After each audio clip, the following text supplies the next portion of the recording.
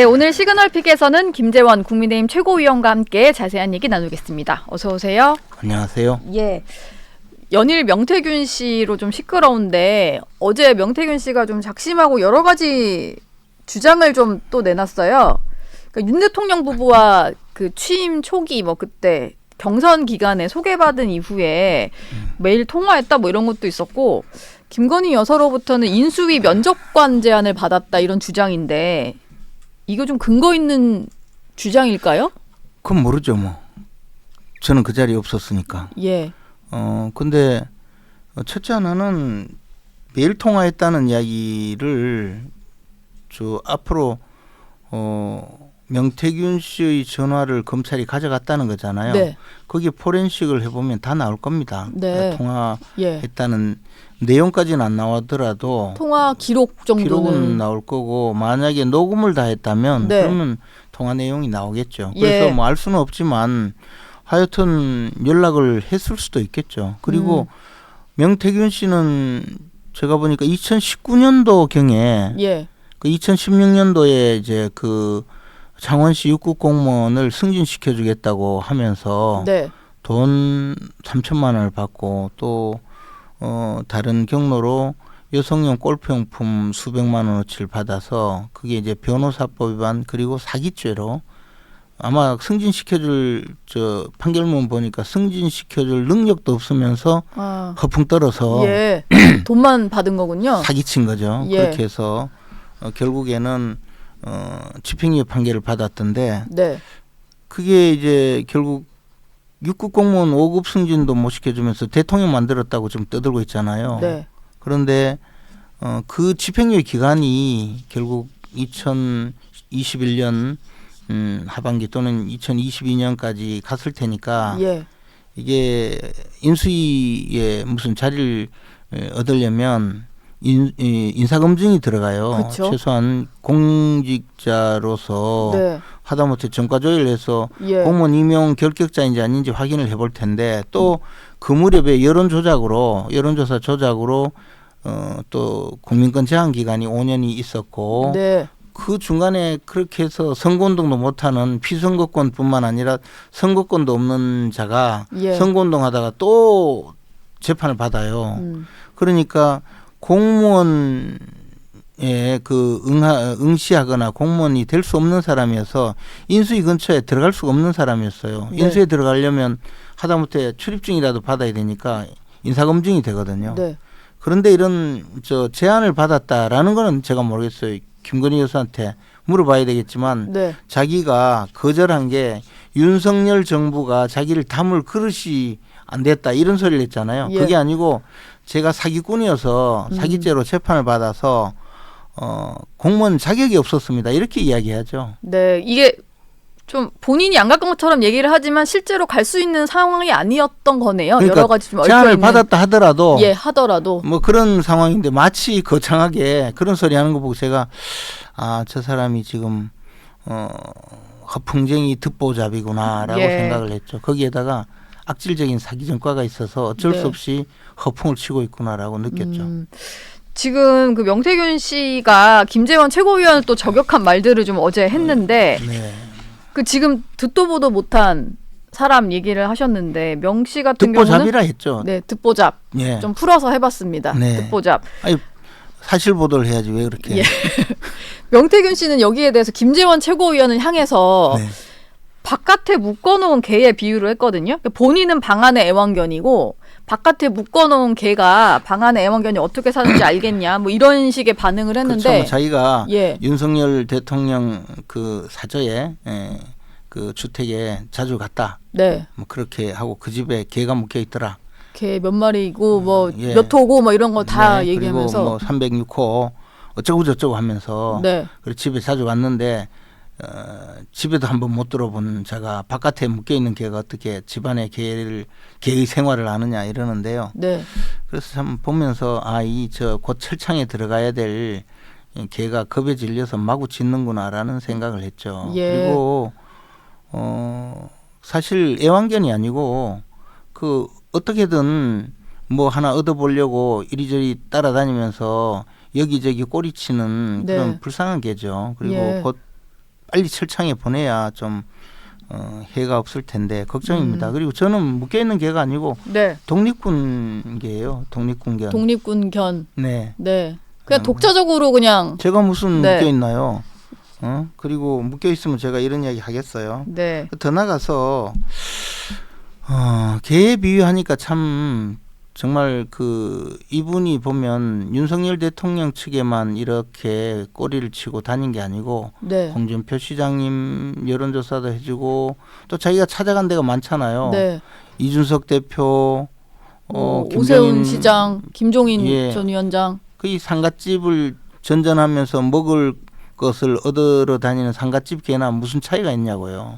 이 사람이 무기로 삼은 거는 여론조사 조작해주겠다 이거잖아요. 네. 불법 행위를 하겠다고 다니면서 구걸하러 다니는 거예요. 돈 달라고. 네. 그거는 의미 아니겠어요? 예. 뭐 돈을 요구했든 안 했든 결론은 자기에게 무슨 이권을 보장해 달라는 그런 취지겠죠. 이번 사건이 벌어지게 된 것도 궁극적으로는 김영선 전 의원의 공천을 도와달라고 했다가 그게 거절당하니까 지금 앙심을 품고 저렇게 하는 것 아닙니까? 네.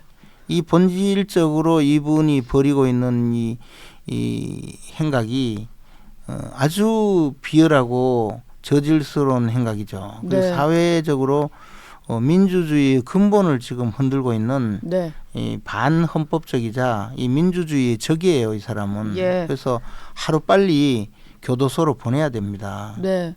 뭐 수사는 진행 중이라고 하니까 요즘 검사들이 뭐 하고 있는지 수사 좀 똑바로 했으면 좋겠어요. 예. 속도를 좀 내서 네. 명 씨가 또 주장한 게요. 뭐 대선 경선 후보 시절 때도 뭐 도왔다라고 얘기를 하지만 네. 이후에 후보가 되고 나서도 안철수 당시 후보와의 단일화 과정에 자기가 주도한 인물이다. 그래서 제가 얘기를 하잖아요. 그 이야기 듣고 네. 명태균 씨가 지금 100가지 이야기를 하면 제가 모르는 이야기를 하니까 그에 대해서는 제가 알 수가 없지만 네. 한 두세 가지 정도는 제가 가장 잘 아는 사실을 갖고 와서 거짓말을 하니 예. 나머지도 거짓말일 거다 이렇게 생각하는 거예요, 그냥. 네. 왜냐하면 안철수 후보와의 단일화 협상은 네. 당시에 장제원 의원과 이태규. 이태규 의원과 협상이 여러 차례 있었고. 그렇죠. 윤석열 후보 쪽 장제원, 안철수 쪽 이태규 의원 간에 좀 물밑 그렇죠. 조율했다 그랬죠. 그리고 물밑 조율 정도가 아니고 그때 안철수 후보 측의 후원회장이던 이신범 전 의원께서 네. 또 다른 사람 정치인 한 사람을 통해서 저에게 예. 제가 전략본부장이었거든요.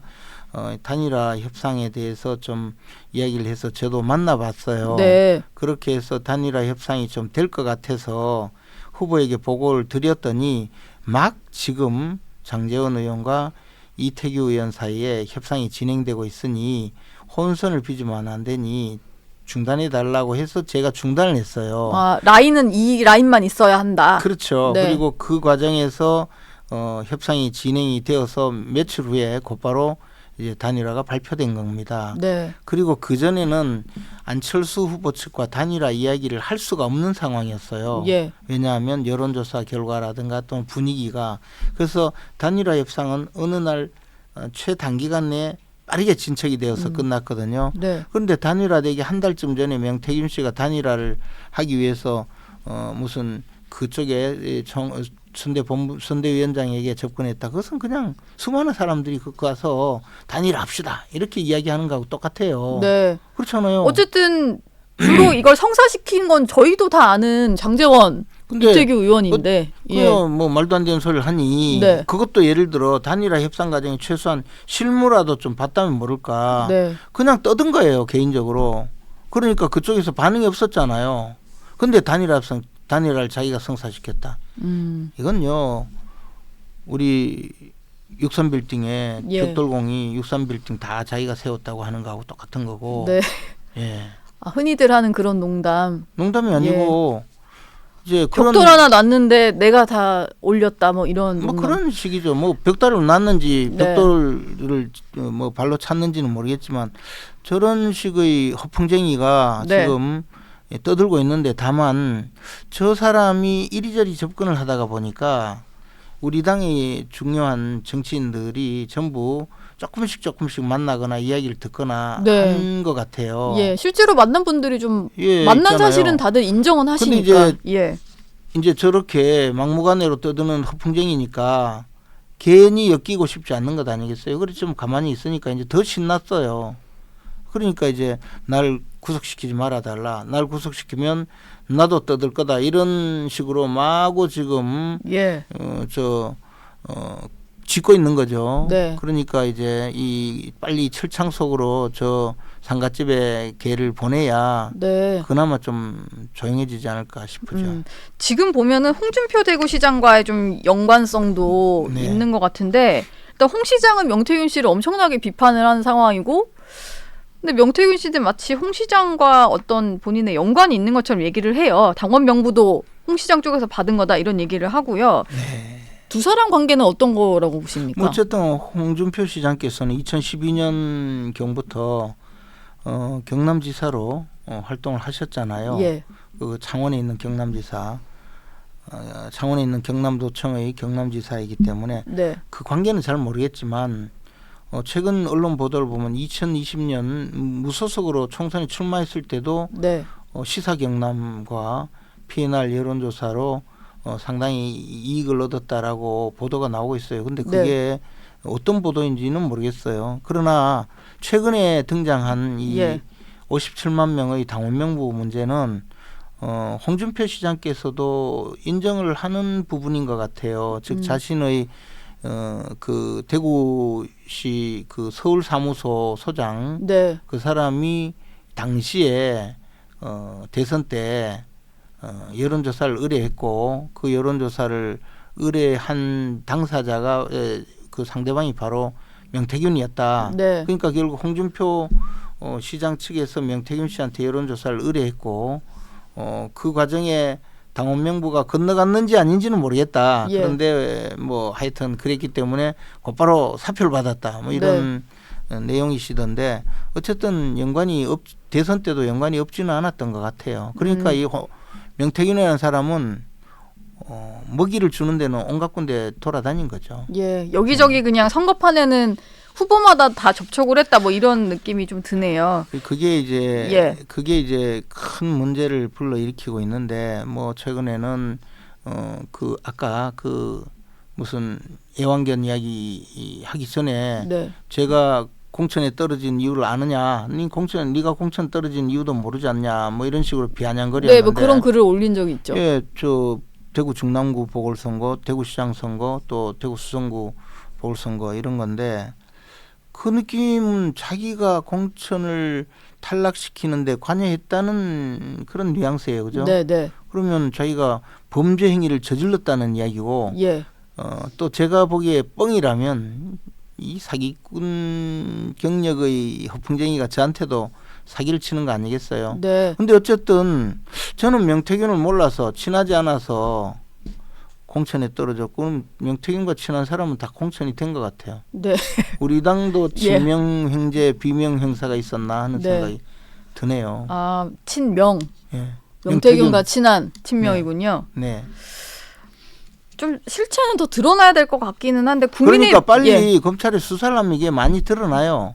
무슨 짓을 그렇겠죠. 했는지. 예, 본인이 뭐 주장한 게 맞는지 아닌지가 예. 좀 드러나겠죠. 그렇죠. 국민의힘 지도부에서 명태균 방지법을 뭐 추진하겠다라고 했는데 이게 어제 비공개 최고위에서 나온 얘기인가요? 그 이제 사실은 제가 말씀을 드렸죠. 네.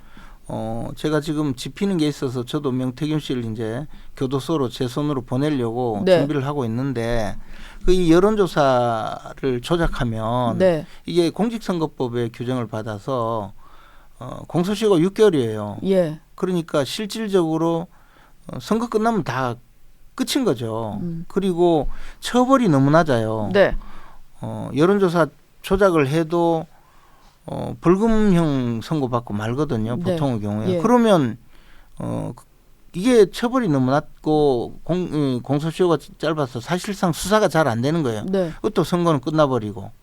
그래서 지금까지 여론 조작을 하는 자들이 처벌을 받지 않았는데 네. 또는 처벌받는 것도 명태균 씨처럼 겁내지 않았죠. 통상적으로 기성 그 여론조사 회사들은 한번 여론 조작한 게 드러나면 거의 문 닫아야 되거든요. 네. 그렇기 때문에 잘 하지 않는데 이 명태균 씨가 그런 여론 조작으로 각광받은 이유는 제가 보기에는 무지막지하게 그냥 시쳇말로 무식하게 마구 여론 조작을 하니까 네. 그러니까 편하잖아요. 돈만 주면 조작해 주니까. 그래서 이용을 했을 수가 있겠죠. 네. 근데 이런 자들을 영구히 그 시장에서 격리하고 민주주의를 그 위협한 국가적인 그 민주주의 적으로서 엄히 처벌해야 이게 이제 좀 없어질 수 있거든요. 그래서 네. 제가 비공개 최고위에서 첫째 하나는 공소시효를 늘려야 된다. 근데 우리 지금 제가 그때 주도한 법 중에도 공무원이 선거에 개입하면 이것을 처벌을 계속하기 위해서 공소시효를 10년으로 연장을 했어요. 예. 적어도 2번 정권이 바뀔 때까지는 안심하지 못하도록. 네. 그래서 이것도 공소시효를 10년으로 연장하자. 그리고 이 처벌은 이게 보통 허위사실 공표보다 이게 더 선거에 영향을 미쳐요. 그래요. 네. 허위사실 공표죄의 2배 정도로 이 형량을 늘려야 된다. 뭐 그런 생각으로 말씀을 드렸는데 당대표께서도 일부 공감을 하고 그래서 명태균 예. 방지법으로 우리 당이 주도하자. 제가 그래 말씀을 드렸어요. 김재원 최고가 제안을 하시고 한동훈 대표가 받은 뭐 그런 상황이군요. 지금 윤석열 대통령과 한동훈 대표가 이번 주 재보궐선거 지나면 다음 주 초쯤에 만날 것 같아요. 근데 네. 지금 보니까 뭐 대통령실 인적 쇄신 요구에 이어서 한 대표가 아예 이제 콕 집어서 김건희 여사 라인이 존재하면 안 된다 이런 얘기를 했거든요. 네. 근데 대통령실은 김건희 여사 라인은 없다. 대통령실에는 대통령 라인만 있다. 이렇게 얘기를 하면서 이게 김 여사 라인 논쟁으로 좀 번지는 것 같아요. 근데 이제 예. 이 대통령 비서실이잖아요. 대통령을 보좌하기 위해서 대통령 비서실을 두고 있고 대통령 비서실에는 비서실장이 있고 수석 비서관이 있고 비서관 행정관이 있거든요. 네. 이 인사권자 내지 인사총책임자는 비서실장과 대통령이에요. 네. 그럼 지금 말씀하시는 것은 어쨌든 대통령을 보좌하지 않고 김건희 여사를 보좌하는 그 사람들이 있다는 사람들이 얘기죠. 비선 조직이 있다는 건데 알 수가 없잖아요. 예. 뭐 지목을 당해도 그 사람도 맞는지 틀리는지 우리가 알 수 없는 일인데 네. 내일이 바로 보궐선거일이거든요. 그리고 어쨌든 한동훈 대표는 윤석열 대통령과 독대를 지금 앞두고 있잖아요. 독대라는 게 외부에 알리지 않고 그 내부에서 비밀스럽게 얘기를 하고 결론을 맺는 것이 독대 아니겠어요? 네. 그러면 이런 일은 독대 자리에서 하는 것이 좀 더 낫지 않았을까? 예. 이게 공개적으로 할 게 아니고. 그렇죠. 이게 우리 보수 진영 내지 보수 정당을 지지하는 우리 지지자들은 당내에서 분열돼서 싸우는 데 대한 트라우마가 강해요. 예. 원래 좌파 진영 사람들은 당내 싸우면 서로 자기도 선수가 되어서 한쪽에 가서 막 패싸움을 벌이는데 네. 보수 진영 사람들은 그러면 제발 싸우지 마라. 응? 뭐 그래 해먹을 게 있어서 너들끼리 싸우냐. 예. 뭐 그런 심정이 강해요. 네. 더군다나 우리는 불과 몇 년 전에 보수 진영의 분열로 인해서 엄청난 일을 겪었잖아요. 예. 그리고 그 사태 이후에 많은 사람들이 그 보수 분열에 대한 걱정과 트라우마를 갖고 있는데 지금 굳이 이런 이야기를 해서 대통령과 당대표가 서로가 상대방에 대해서 좋지 않는 이야기를 하는 상황을 만들 필요가 있었을까? 예. 저는 그 점에 대해서 우려하는 많은 지지자들의 연락을 받고 있고 네. 그것이 행여나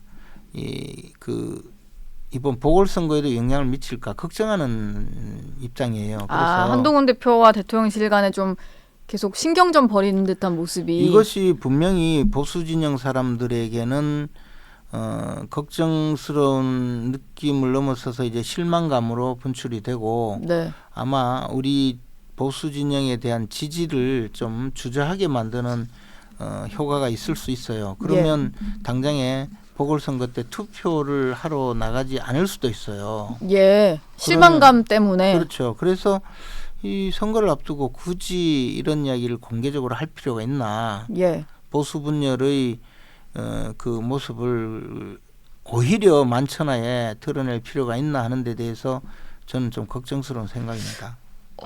마지막으로 이 질문을 좀 드릴까 하는데요. 그 원조 친윤이라고 불리는 권성동 의원 있잖아요. 지금 네. 당내 중진 의원인데 네. 권성동 의원이 일단 한 대표로 좀 비판을 하고 있어요. 좀 비슷한 얘기로 뭐 예를 들면 대통령실이 바뀌어야 되는 걸 너무 공개적으로 얘기를 하니까 그게 뭐 공개적으로 그렇게 계속 할 얘기인가라고 지적을 좀 했고 뭐 인적쇄신은 대표실이 먼저 해야 될 것 같다. 뭐 도곡동 7인회 이런 얘기도 했는데 한동훈 대표가 권성동 의원 비판에 대해서 지적을 하면서 권성동 의원은 탄핵에 앞장섰던 분이다. 이런 표현을 좀 썼거든요. 지난 이제 아까 말씀하셨던 당이 분열되는 과정에서 바른정당으로 나가고 뭐 이런 과정을 또 언급을 한 건데 이건 좀 어떻게 보셨어요? 그런 이야기 하면 한이 없죠. 그러면 탄핵을 불러온 또 수사는 누가 있느냐 또 이렇게 갈 거고 예. 그렇게 계속 가면요. 왜 당신 어머니는 당신을 낳았냐 뭐 이런 이야기까지 갈 텐데 네. 지금 이런 이야기 할 때입니까? 무슨 지금 탄핵 이야기까지 나오고 7인회 뭐 한남동 7인회 도곡동 7인회 이런 이야기 할 때냔 말이죠. 예. 이 보수가 지금 그 일치 단결해서 보수 단일 대우로 지금 외부의 적에 맞서도 시원찮을 판에 이런 이야기를 계속 하고 있는 데 대해서 정말 안타까움을 느낍니다. 그리고 맞고 틀리고의 문제를 넘어서서 네. 우리 내부의 문제를 왜 보궐선거 전날 이런 식으로 서로가 서로를 공격하고 시작을 하는지 저는 그 점에 대해서 너무나 안타깝게 생각해요. 그래서 오늘이라도 제발 멈추고 좀 보수 단일 대우를 유지하고 선거에 임했으면 좋겠다는 생각입니다. 네. 내일이 또 재보궐선거니까 내일 또 투표를 또 많이들 하러 나가셔야 되니까 알겠습니다. 김재원 최고위원 말씀은 여기서 마무리하겠습니다. 고맙습니다. 고맙습니다.